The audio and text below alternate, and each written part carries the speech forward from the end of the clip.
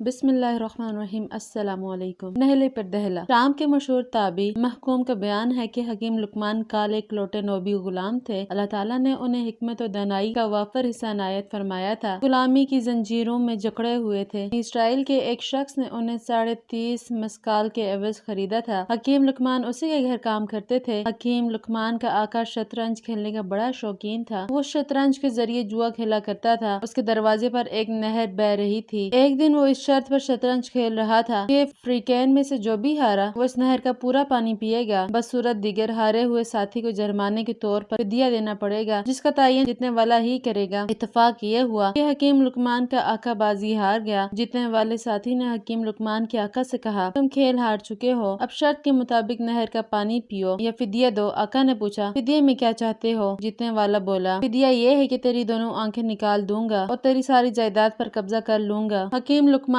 کے آقا نے کہا، مجھے فیصلہ کرنے کے لیے ایک دن کا موقع دو۔ جیتنے والے نے ایک دن کی مہلت دے دی۔ حکیم لقمان کا آقا بہت رنجیدہ ہوا۔ وہ غمزدہ حالت میں بیٹھا تھا۔ شام کے وقت حکیم لقمان اپنی پیٹھ پر گٹھری لادے آئے تو دیکھا ان کا آقا انتہائی رنج و غم کے عالم میں نڈھال ہے۔ حکیم لقمان نے آقا کو سلام کیا، پیٹھ سے بوجھ اتارا اور آقا کی خدمت میں بیٹھ گئے۔ ان کے آقا کا معمول تھا کہ وہ جب بھی ان کی خدمت میں حاضر ہوتے تو وہ ان کی حکمت بھری باتیں سنتا اور محظوظ ہوتا، مگر آج آقا منہ لٹکائے مایوس بیٹھا تھا۔ حکیم لقمان نے عرض کیا، آقا کیا ماجرا ہے؟ آپ افسردہ کیوں بیٹھے ہیں؟ آقا نے غلام کی بات پر کوئی توجہ نہ دی اور اپنا رخ پھیر لیا۔ حکیم لقمان نے دوسری اور تیسری دفعہ اپنی بات دہرائی مگر آقا نے ان سے کوئی بات نہیں کی۔ بالآخر حکیم لقمان نے زور دے کر پوچھا، آقا آخر آپ اس قدر گمسم کیوں بیٹھے ہیں؟ اپنے درد کا اظہار کیجیے۔ اگر میں آپ کے درد کا مداوا نہیں بن سکتا تو اس درد میں شریک تو ضرور ہو سکتا ہوں، بلکہ یہ بھی ممکن ہے کہ آپ کی سنگین پریشانی حل کرنے کا میرے پاس کوئی نسخہ نکل آئے جو آپ کے حق میں مفید ثابت ہو۔ آقا نے یہ بات سن کر انہیں اپنے شدید رنج و غم کا سبب بتلا دیا۔ پوری داستان سننے کے بعد حکیم لقمان نے تسلی دی، آپ بالکل شکستہ خاطر نہ ہوں، میرے پاس اس شخص سے بچ نکلنے کا ایک طریقہ موجود ہے۔ آقا نے بتابی سے پوچھا، وہ کون سا طریقہ ہے؟ حکیم لقمان نے سمجھایا، جب وہ جیتنے والا آدمی آپ کے پاس آئے اور کہے کہ اس نہر کا پانی پیو تو آپ اس سے اطمینان سے پوچھیں کہ نہر کے دونوں کناروں کے درمیان والا پانی پیوں یا بہاؤ کی طرف کا پانی پیوں۔ آپ کا یہ سوال سن کر لازماً یہ کہے گا، دونوں کناروں کے درمیانی حصے کا پانی پیو۔